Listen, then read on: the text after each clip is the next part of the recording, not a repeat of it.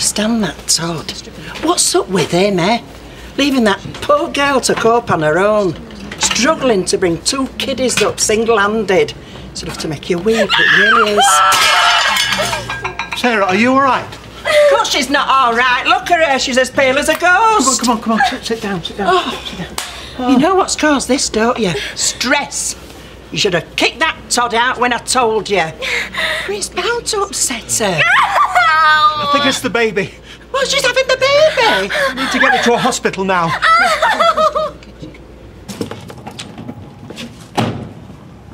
What the hell do you think you're doing? Don't you look where you're going? Hang on a minute, Blondie. Calm down, all right? You backed straight into me. You saw it. It was his fault. No, I was inside. I just heard a bang, me. This is my living, sunshine. How am I going to earn a living if my cab's off the road? It was an accident. Oh, no. You weren't looking. You were probably doing your hair in the mirror. Well, you're going to pay for this damage because you can afford it. Look, stand back. Don't crowd me. There's at least 200 quid worth of damage there. How can I ride round in that? I want the money. And I want it now, so get your wallet out. I told you to back off, all right? Oh, yeah? And else what? Hey, you think you own the place? You and your flash car? I'm warning you. Oh, yeah? You don't talk, little man. Oi! He hit me. It was an accident. Accident? You shoved me. What? Look, action replay. You shoved me. I bounced off the car, sprung forward, my fist caught your face. Total accident. This is German steel, mate. It's very springy. Hey! That's my ex-husband you've just whacked. Yeah, well, you can thank me later. Right now, I need you back at work, so get inside. Yeah, come on, John. That's it, Lippy. Keep them working while I sort this out. No, I'm bullshit. Yeah, of course you are. Now get back inside. Let's have a look at that, mate. Are you bleeding? I'm all right. Maybe we should get you to the hospital in case there's a risk of brain damage. I can't believe you hit me. All right. Let's don't get obsessed. We'll sort it out. Oi, garage man, can you sort this man's motor out? Not if you talk to me like that, no? Here. Here's 400 nicker, quick as you can, eh? Yeah, no problem. I'll get on it straight away. Right, top man. Right. Come on, Blondie, let's get you over to the boozer, see if a quick pint will make it better. Don't call me Blondie. The name's Les. Yeah, righto, Len. Come on, let's see if it gets better, mate. Sarah? It's alright, it's me. Get out. Just go away, I don't want you here. Take me to see the baby. They won't let me in without you. No. Tell me how he is. I don't know, and I don't care. I don't want to see him. So just get out. No, take me. I won't hurt him. I love him. Get off me. Nurse. Martin. Sarah? Mum. Sarah, come on. Hey, get away from her! I want to see my son. You are joking, aren't you? I will. I've got rights. Oh, yeah? Who cares about your rights? I just want to look at him. He means as much to me as he does to her. Just get him out. Nurse, get security. Please. I'm worried about him. He's sick. I love him. Oh, yeah? What do you know about love? If you knew anything about love, you wouldn't put her through all this. I want my son! And Martin, I'm begging you, please, just let me see him. Yeah, mate, get rid of this fella. Come on. Sarah! Help me! He's my son! Bye. Well. This is my lucky day. Pardon? Well, didn't I see you this morning, first thing, out on the street? And I said to myself, Danny, boy, now there is a beautiful girl. And I thought to myself, maybe she's just passing through, but it turns out you're a fixture. Well, I saw you twice this morning. The second time you were fighting with Les Battersby. Yeah, but that was a misunderstanding. How do you mean? Well, he thought we could take liberties, and that was the misunderstanding. Do you always hit people who don't understand you? No, that was just a one-off. Don't get the wrong impression. Me and Blondie just get our wires crossed, that's all. It's easy done, see? I don't speak the lingo. This is my first time in the mysterious north. Flying visit? Well, no, not really. I'm going to be a fixture too. I'm taking over the factory. You mean Mike Baldwin sold the business? Well, half of it. I'm his new partner. He's my uncle, by the way. Yeah. My name's Danny.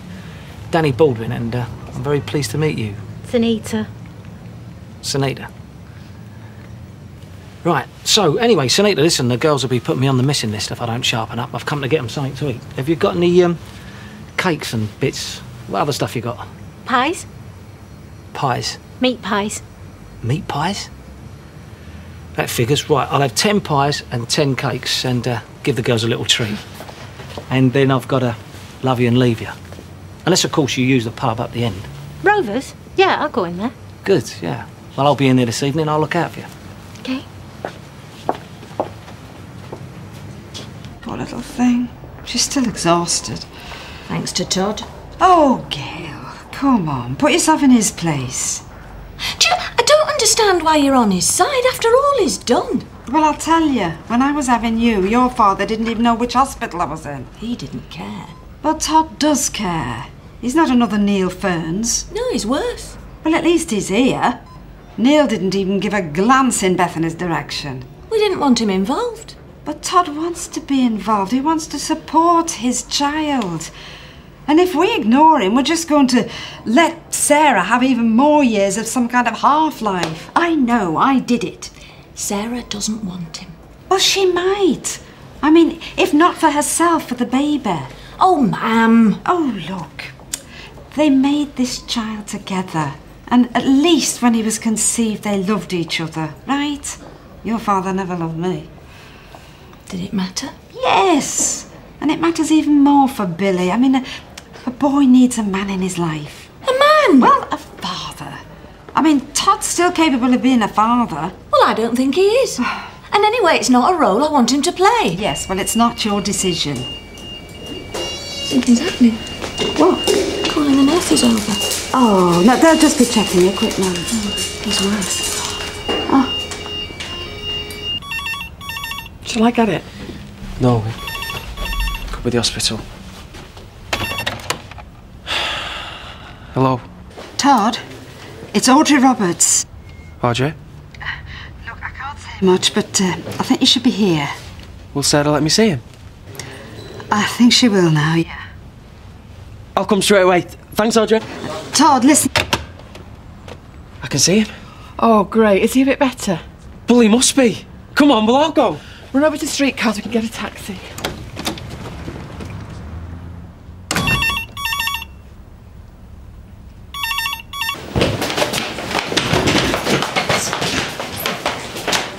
Stay here. Don't let you go any further. Right. Good luck, mate. Thanks. Go on. Say hello from Granny Grimshaw. And Uncle Jason.